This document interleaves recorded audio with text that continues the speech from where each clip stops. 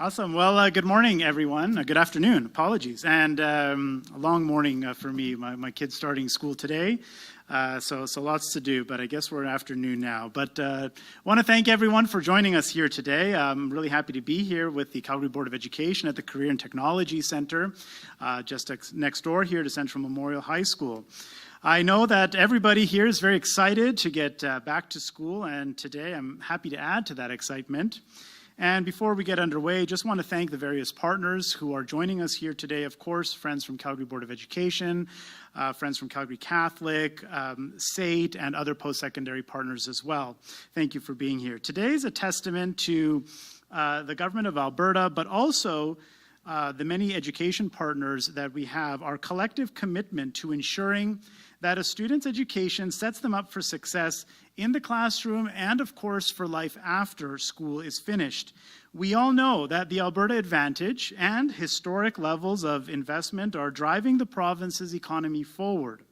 This means that new industries are emerging, and with that comes a variety of meaningful career pathways for students in STEM, aviation, skilled trades, and many more other exciting occupations. This exciting period of economic growth gives us the responsibility to adapt our education system to meet the needs of today so that students can continue to receive a world-class education that will set them up to succeed both in and outside of the classroom. And through our government's focus on enhancing career education opportunities for students, we aim to do just that. Career education helps students transition more seamlessly into post-secondary education or to career opportunities after graduation.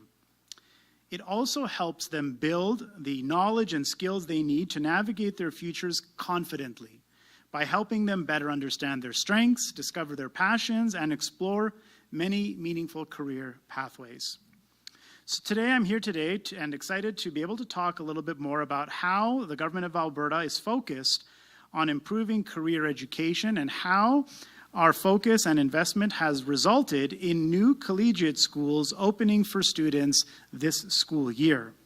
I'm confident that with a focus and an investment in career education, the success of our students right now and the future is well in place. Today, I want to talk a little bit more about the plentiful career education pathways available to students, highlight our focus and investment into these pathways, and celebrate the opening of this year's new collegiate schools. Firstly, of course, it's important to me that we continue to enhance career education. This is a priority of the government of Alberta, so that we can make sure our students have every opportunity that they need to pursue their passions and succeed in our dynamic, fast-paced, and competitive job market. Whether it's through the opening of new collegiate schools or the expansion of other education pathways, we're working together with schools, communities, post-secondary partners, and industry to make sure that we're able to offer a wide range of exciting and rewarding learning opportunities for students. While collegiates are just one part of the career education equation that already exists in our education system, the collegiate model does indeed create new opportunities for students to pursue more specialized and focused programming alongside their regular courses. This is what makes this model of education a great choice for students who are interested in gaining practical, in-demand skills for their career interests and passions while completing their education. In turn, naturally, this will help students get a head start on their post-secondary education and in pursuing high-demand and good-paying careers. Choice in education is fundamental for student success and a fundamental pillar of Alberta's government. A one-size-fits-all system does not work for everyone, which is why it's critical to introduce the collegiate model into our education system. Since the introduction of this model in 2021, the demand to be a part of this unique delivery model has never been higher. That's why, through Budget 24, we're working to keep up with the demand by investing more than $64 million over the next 3 years, specifically to support new collegiate schools and programs across the province. This investment will help students find and pursue their passions and will lead them to being more engaged in school, find more pathways into post-secondary education, and ultimately equip them with the skills and abilities they need for life after school. Through our government's support for enhancing career education, I'm thrilled to share today that 7 new collegiate schools across the province will come online this school year. 3 of these schools will be right here in Calgary and be run by Calgary Catholic School Division, the Calgary Board of Education, and Fusion Collegiate. The remaining 4 collegiates are opening in other communities across the province in Calmar, Peace River, Grimshaw, Coleman, and Dunmore. I look forward to shining a spotlight on the remaining collegiates in the weeks to come. From carpentry to animal health to pilot's licenses and more, there are now a total of 12 collegiate programs in our province offering a unique approach to education. While these 12 schools vary in the career pathways that they offer, one thing remains constant. More collegiate schools mean more students exploring pathways between high school and careers or post-secondary education. Again, giving them a head start on their educational journey and a competitive edge on the job market. In closing, I'm confident that by investing in career education today, we're also investing in the future of our youth and the future prosperity of our incredible province. By connecting lessons from the classroom to real-world applications, career education helps students see how their current education will directly impact their future. No matter what they aspire to be, career education empowers them to make informed choices and to begin to build the foundations that they need for future success. I encourage parents and students to explore the plentiful career pathways available in our education system, including those offered by collegiate programs. And I encourage our school authorities to continue to work with my department to help bring more opportunities online. To close, I want to give a very special acknowledgement and thanks again to Calgary Board of Education, Calgary Catholic School Division, Fusion Collegiate, and post-secondary partners for your continued and amazing partnership. The work that you are doing will help ensure that our students receive their full potential. Thank you. It's my pleasure now to pass things over to Nancy Close to provide a few remarks. Thank you.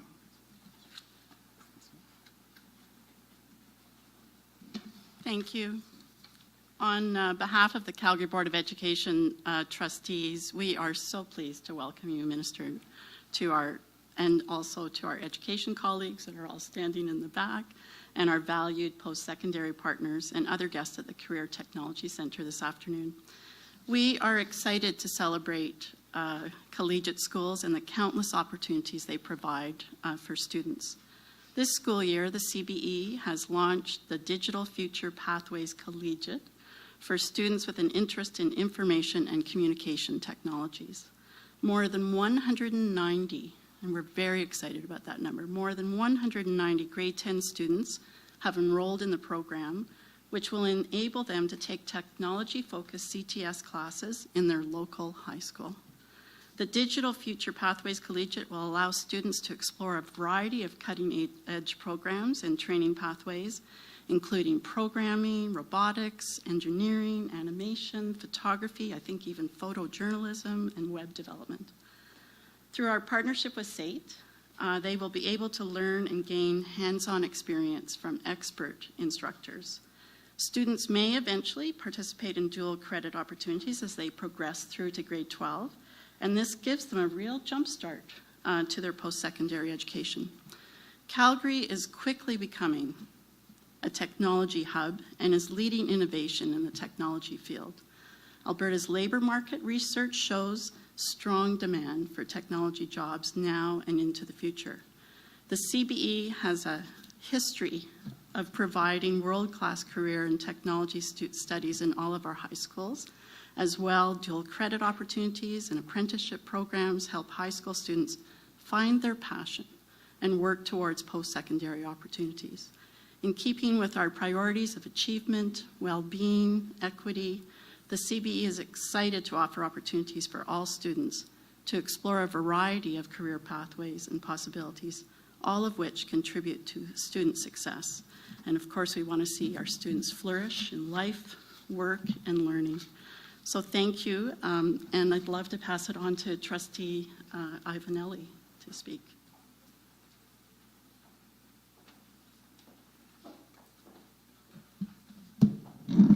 Thank you, Trustee Close. Good afternoon. The greatest natural resource of any vibrant community is its youth and their success. Today, we embrace the provincial decision that support exactly that, student success. My name is Laurie Ivanelli, and I am the Vice Chair of the Board at the Calgary Catholic School District.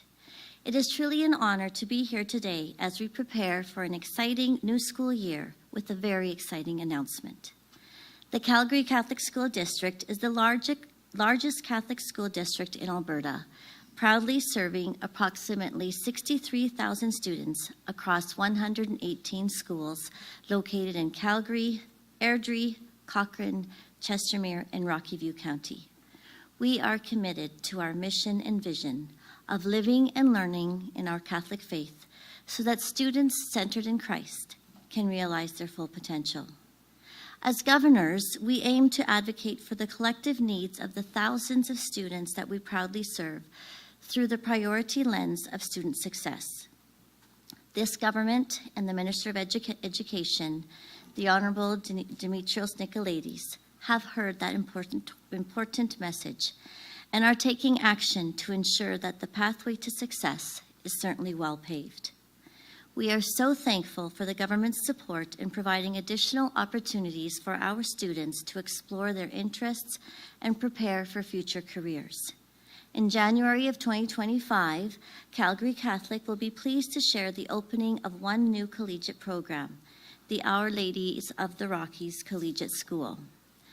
These collegiate schools will provide our students with unique, hands-on learning environments. High school students will engage in dual credit courses and off-campus education through partnership with institutions like SAIT and Olds College, gaining valuable experience and post-secondary credits while still in high school. In collaboration with post-secondary institutions, these specialized programs will allow our students to dive deeply into areas like science, engineering, aviation, and business, empowering students to explore their passions, develop critical skills, and pave the way for rewarding careers in higher education. We are thankful to Alberta's government for their continued investment in our students' futures. These new collegiate programs will not only enrich our educational offerings, but also strengthen our communities by preparing a skilled, capable workforce ready to contribute to Alberta's growing economy. We look very forward to the near future where we may share personal success stories because of this government's commitment to Alberta's students and the collegiate schools. Not only are career pathways being chartered, they are being well paved. I quote Malcolm X, who stated, "Education is the passport to the future, for tomorrow belongs to those who prepare for today." Thank you for your support and commitment to our students. Together, we are preparing bright futures for Alberta's youth and this province's greatest natural resource. I now welcome Dr. Janet Welsh from SAIT to provide her closing remarks.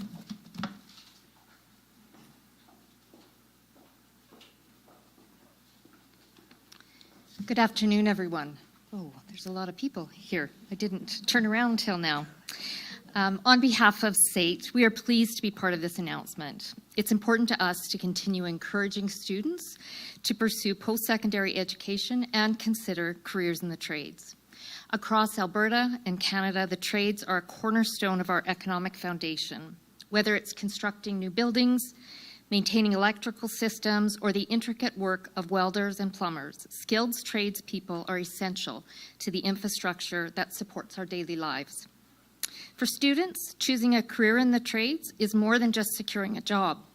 It's a gateway to a fulfilling and prosperous future.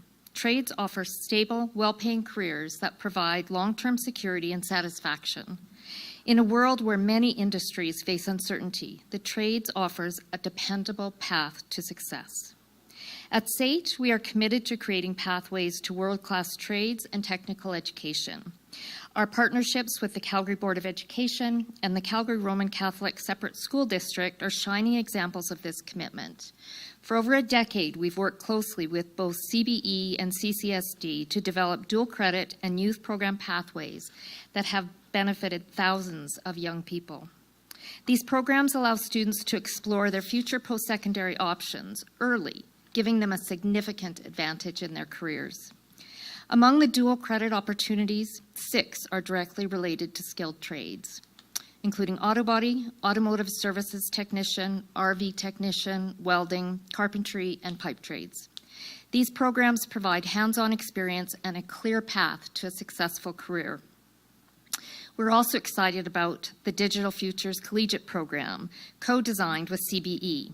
This initiative opens new opportunities for youth in technology-related fields and serves as a pathway into SAIT's School for Advanced Digital Technology.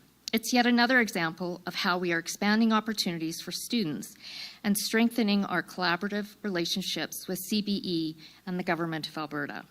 At SAIT, we believe in supporting young people as they transition to post-secondary education and the workforce.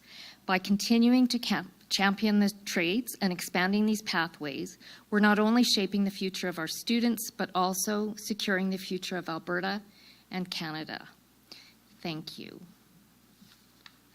Great. Thank you, everyone, for coming. We're now going to open it up to questions from the media, starting with those who are here in the room. There's a microphone in the back corner there if you'd like to make your way there. And once you get there, please state your name, outlet, and please keep it a one question, one follow-up. Yeah, Edith Boisvert, Radio-Canada.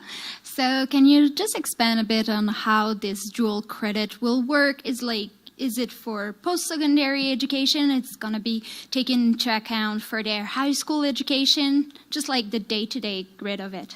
Yeah, sure. And I'll invite our partners who maybe have some more expertise on the day-to-day to add if they'd like. But I guess the best way to really think about the collegiate programming is as a pathway.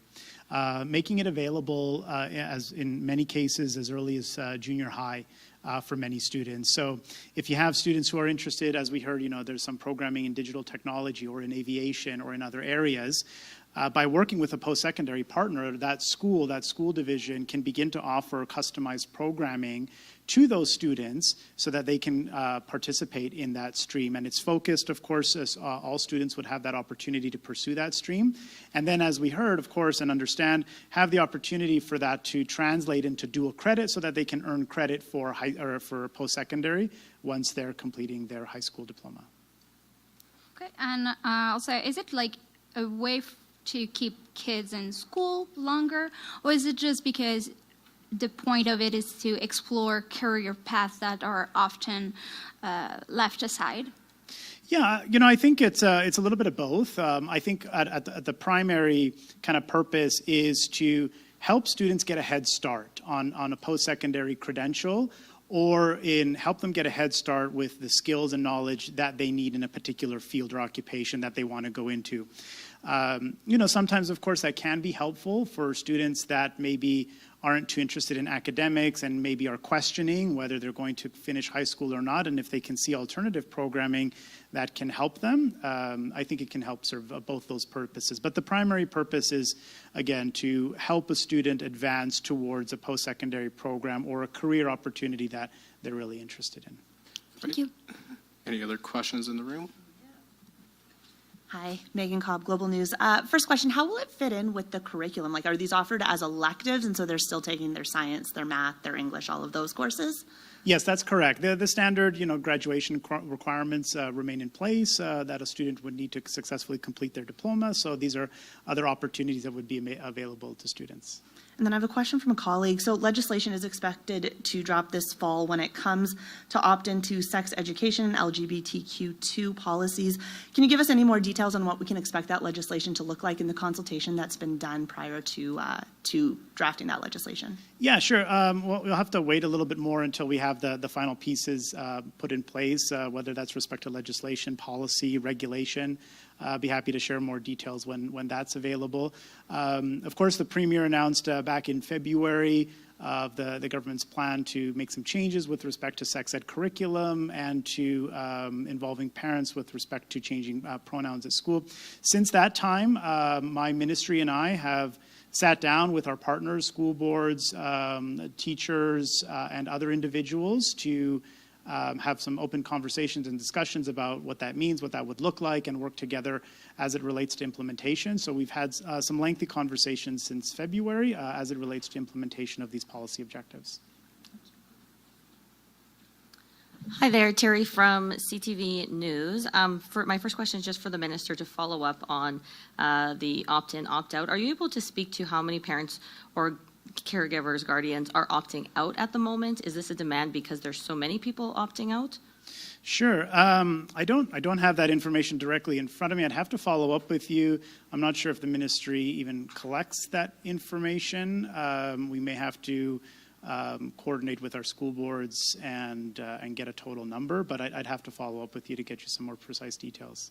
Okay, and my second question is actually directed to Nancy and Lori. I know that we're dealing with record enrollment as we see increased population growth. Can you speak to how those are being addressed in the classrooms and also plans on the long term? We've heard a lot about modular classrooms and bringing in additional support staff, but as things continue to grow, how will we deal with this long term? Such a good question.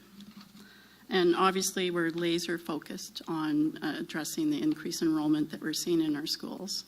And so I'll probably answer in a variety of ways, and then you can follow up if I have not addressed your question specifically. So let's talk about enrollment.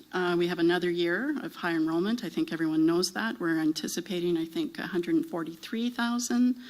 Which is up from 138,244 students last year, so of a difference of around 7,000 students.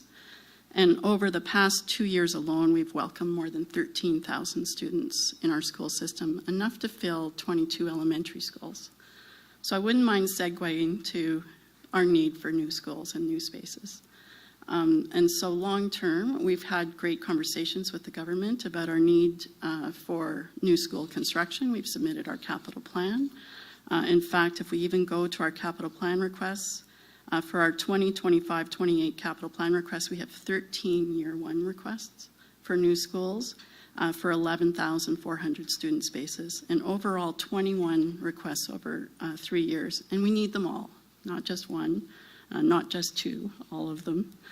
But in the meantime, we had a recent announcement about modulars. And so in total, we have approval for 47 modular classrooms to be installed over the course of this school year. They're obviously not going to be ready for now, which will accommodate 1,200 additional students. And we have funding to relocate additional modulars from lower enrollment schools to those with the greatest need. And so while the modulars may not be in place for the first day, schools are used to making arrangements, and I think this is what you're asking me, to respond to annual and in-year changes in enrollment. So long term, we actually just had our 10-year plan for student accommodation and facilities. Long term, that could look like changes in grade configurations at a school level. It could look like, I'm taking a blank here for the moment, but there's lots of decisions that can be made at a school based whether they're using the library or the learning commons or whether they're reconfiguring how that space is used at the school level. We are going to do the best we can to accommodate the increased enrollment in our schools because student success is obviously important to us. Did I halfway answer? No, you did, and I would love to put the same question to Lori, please. Okay. Did you say no, I didn't? No, you did. Okay. Thank you for that question. The Calgary Catholic School District has also seen consistent growth in student enrollment over the past several years, reflecting a growing demand for quality Catholic education. This year alone, as our September 30th, 2024 projected enrollment will be 64,514 students, and that is an increase of 2,918 students, or approximately 4.7%. In regards to funding and budget plans, on May 24th of 2024, the Board of Trustees approved the district operating budget, which included a deficit of $21.5 million. To help address the higher than expected enrollment growth and cost pressures across the province, on July 23rd, the Minister of Education announced an additional $125 million in funding for Alberta school authorities for the 2024-2025 school year.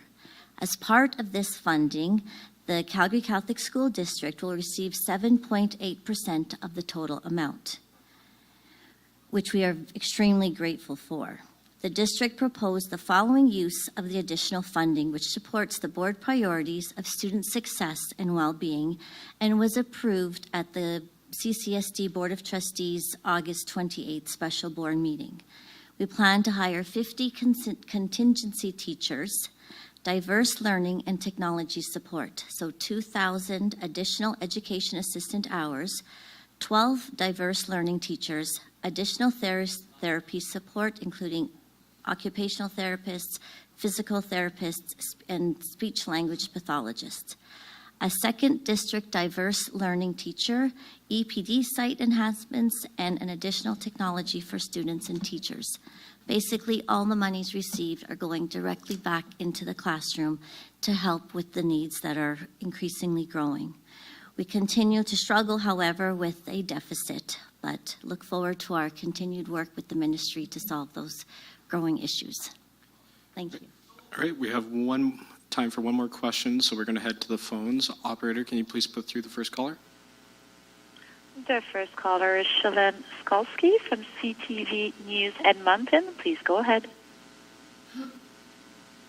Hi, thank you so much for taking my questions. Apologies, they are off topic. They're for the Minister on the new social studies curriculum. I'm hearing from educators who call the new curriculum out of reach, irrelevant, and say despite having the opportunity to share their feedback during consultation, teachers don't feel any of it was considered in the drafting of the new curriculum.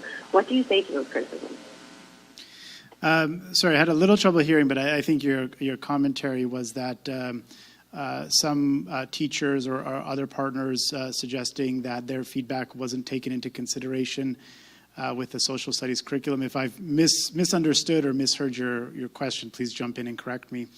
I recognize that, especially with a topic like social studies, everybody has a different opinion. Especially with social studies, we're talking about history, we're talking about government, politics, and we see every day, of course, that people have different views of how society should be governed, priorities of government, of society, interpretations of history. So I know that there's always going to be different opinions, and that's okay. We live in a pluralistic society, and that's completely acceptable and desired. We should all have different opinions on different topics to create some dialogue, to create discussion. What I think is most critical in the social studies curriculum, and which I strongly believe has been implemented, are a number of things. First and foremost, ensuring that the learning objectives give students a strong foundation in critical thinking. And the draft social studies curriculum does exactly that. If memory serves me correct, approximately 16% of the learning outcomes ask students to recall or memorize information, with the vast majority of learning outcomes directed towards asking students to develop, create, and synthesize ideas and information, which are skills that are required to foster critical thinking abilities. So that's the first priority.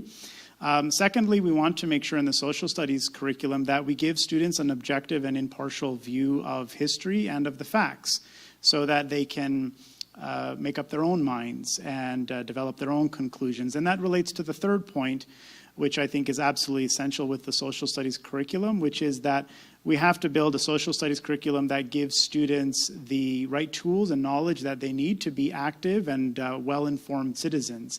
And I believe the new social studies curriculum does exactly that. There's opportunity there for students to separate and understand the difference between fact and opinion. There's opportunities there for students to engage in critical conversations, understand how to be active citizens, and give them all of those tools. So I understand that, again, folks will have different opinions, but I am confident that we are setting students up for success. And it's not just my opinion. I know we have 1,700 teachers with 429 schools from across the province who are working with us to pilot this new curriculum this September, this school year, which I think speaks to the broad agreement that there's an avenue to move forward here. And a follow-up? Yeah, a follow-up to that. With the 1,700 teachers piloting the new material this fall, I guess how closely will you be listening to that feedback they provide? Could we see a very different final curriculum rolled out next September? Could you have to go back to the drawing board altogether, or do you see this basically as being done? Well, there's various stages, of course, through curriculum development. Through the piloting, we're hoping to see how the curriculum really works in the classroom, have a closer look at things like load, resources. So we're really in the final stages here. We've spent 8 months trying to answer the big questions about content, subject, grade appropriateness, age appropriateness, and I think we've been able to address all of that, which is why we're now ready to move forward to the piloting phase, whereby, again, I expect to see some changes at a more operational level. I don't anticipate that we'll see major shifts from the draft curriculum as a result of the piloting process. There's, of course, always opportunity for modification, but I don't think we'll go through the piloting process and then say all of grade 6 needs to completely change. And it shouldn't focus on democracy. It needs to focus on another subject entirely. I think a lot of those big questions have been answered, and now we're looking to answer other questions around implementation, operationalization, teachability, and other components. All right, that's all the time that we have today. Thank you all for coming. Awesome. Thank you.